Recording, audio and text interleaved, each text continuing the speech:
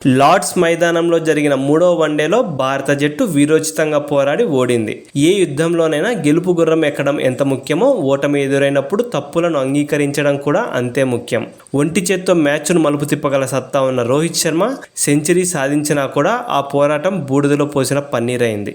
ఈ చారిత్రక మైదానంలో ఎదురైన పరాజయంపై, జట్టు చేసిన తప్పిదాలపై భారత one day captain Shubman Gill post match ప్రెజెంటేషన్లో చాలా స్పష్టంగా కుండబద్దలు కొట్టినట్లు కీలక వ్యాఖ్యలు చేశాడు. ఓటమికి గల కారణాలను విశ్లేషిస్తూ శుభ్మన్ గిల్ ఏమన్నాడంటే, నిజం చెప్పాలంటే ఈ మ్యాచ్ 45వ ఓవర్ వరకు పూర్తిగా మా చేతుల్లోనే ఉనింది. కానీ ఆఖరి 3 ఓవర్లలో మా బౌలర్లు ధారాళంగా పరుగులు సమర్పించుకున్నారు. దాదాపు 60 పరుగులు ఇచ్చేశారు. సరిగ్గా ఇక్కడే మ్యాచ్ మొత్తం చేజారిపోయింది. ఇంగ్లాండ్ మాకంటే కూడా చాలా దూరం వెళ్ళిపోయింది. ఇక బ్యాటింగ్లో భారీ లక్ష్యాన్ని ఛేదించేటప్పుడు 40 ఓవర్ల తర్వాత చేతిలో వికెట్లు ఉంటే ఖచ్చితంగా కొట్టేస్తామనే నమ్మకం మాకు ఉండేది. అదే సమయంలో రన్ రేట్ విషయంలో మరీ వెనకపడిపోకూడదని అనుకున్నాం.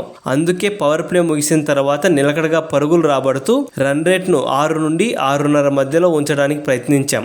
అదే రన్ రేట్ను కొనసాగిస్తూ ఆఖరి 10 ఓవర్లలో ఒక 100 లేదా 110 పరుగులు రాబడితే మ్యాచ్ పరిస్థితి ఎలాగైనా మార్చొచ్చని ఆశించాం. కానీ మేము వేసుకున్న వ్యూహాలు మైదానంలో సరిగ్గా ఫలించలేదు. ఇక ఈ సిరీస్లో మేము చాలా విషయాలు నేర్చుకున్నాం. దాదాపు అందరూ బ్యాటర్లు పరుగులు సాధించడం సంతోషకరంగా ఉంది. ఈ మ్యాచ్ విషయానికి వస్తే పవర్ ప్లేలో మా బౌలింగ్ అత్యంత పేలవంగా సాగింది. చాలా ఎక్కువగా ఆఫ్ డెలివరీలు వేసి ప్రత్యర్థికి అవకాశాలు ఇచ్చాం. పవర్ ప్లే తర్వాత ఇంగ్లాండ్ ఓపెనర్లు ఆ తప్పులను అద్భుతంగా వాడుకున్నారు. అప్పటి నుండి వాళ్ళు మాకు మ్యాచ్లో తిరిగొచ్చే అవకాశం ఏమాత్రం ఇవ్వలేదు.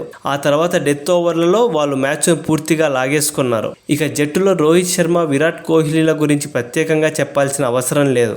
ఎన్నో ఏళ్లుగా ప్రపంచంలోని నలుమూలలా వాళ్ళు ఎన్నో అద్భుతాలు సృష్టిస్తున్నారు. ఈరోజు ముఖ్యంగా రోహిత్ భాయ్ బ్యాటింగ్ చేసిన విధానం, సెంచరీ సాధించి దాదాపు 140 పరుగులు బాదిన తీరు నాకు చాలా ఆనందాన్ని ఇచ్చింది. చివర్లో పిచ్ కాస్త నెమ్మదించింది. అక్కడ పరుగులు రాబట్టడం అంత సులభం కాదు. కానీ ఆ కఠిన పరిస్థితుల్లో కూడా రోహిత్ భాయ్ ఆడిన తీరు నిజంగా కన్నుల పండుగలా అనిపించింది అని గిల్ పేర్కొన్నాడు.